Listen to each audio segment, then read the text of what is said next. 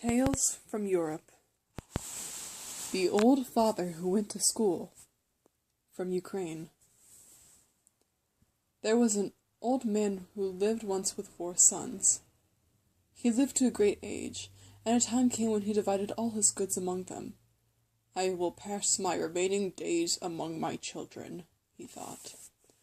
So the old man went to live with his oldest son. At first, the oldest son treated his father with reverence. "It is only right and proper that we should give food and shelter to our father," he said. "We should care for him and clothe him." So it was for a time.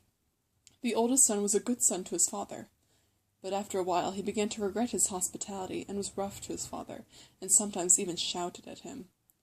The old man no longer had his own place in the house as in the beginning. His clothes went unmended, and no one cut his food for him. The oldest son regretted that he had undertaken to care for the old man and began to resent every morsel of bread that his father ate. At last there was no choice for the old man.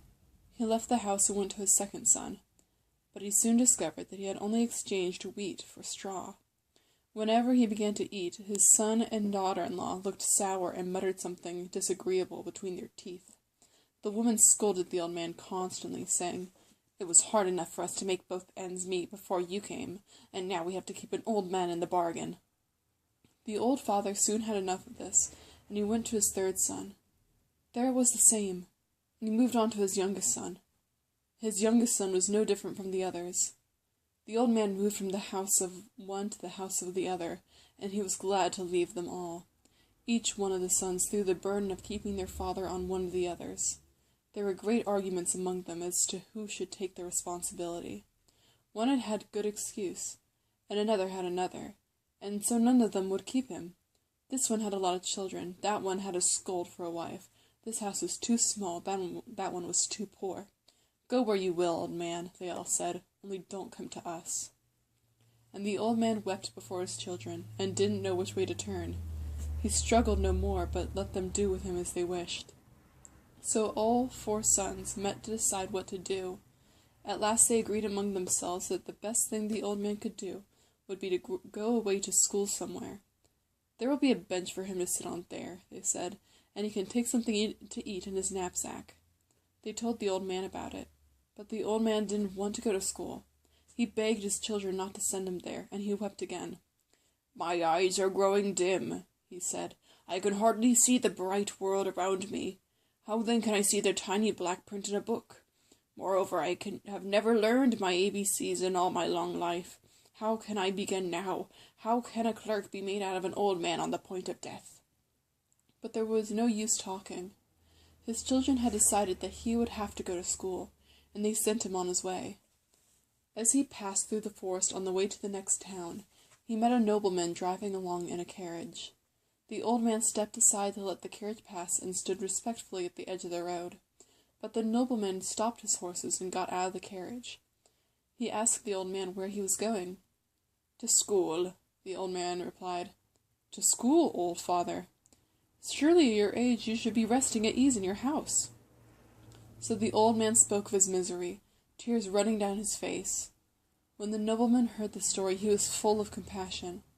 He thought for a while, and then he said, "Well, old father, it is certain that a school is not the place for you.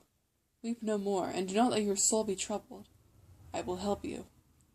He took from his belt a silk purse, the kind that only the richest men would carry, and he poured something into the purse until it was almost full to the brim.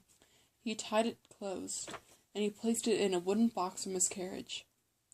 "Take this home," he said, "and tell your children these words." The nobleman instructed the old man what to say. The old man thanked him with deep gratitude, and went back the way he had come. When he returned to his children, they saw him carrying the box under his arm. When one carries a heavy box, there is always something in it. The old man's sons and their wives didn't protest this time. They rushed out to meet him to find out what treasure he was bringing back from the forest. Some of them even said, "Come and rest, father, you must be tired," or "Eat, father, you must be hungry."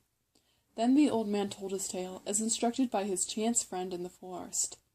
"My dear children," he began, "long, long ago, when I was young and knocked about in the world a bit, I made a little money. I thought I would save it for the future, for of course a person never knows what will happen. So I went into the forest, and I dug a hole under an oak tree, and there I hid my little store of money. I didn't bother about the money afterwards, because I had such good children.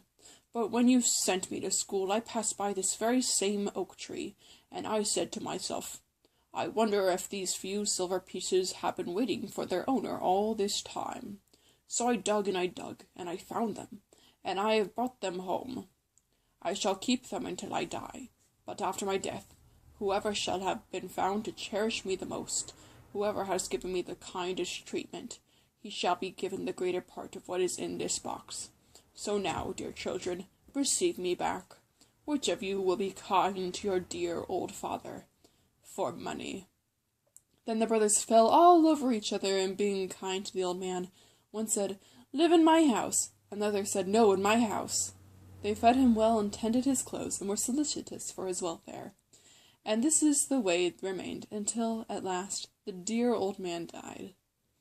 Then the sons made haste to get hold of the box and began to argue about who had been kindest and deserved the largest share of what it was in it. People of the village were called upon to judge the matter.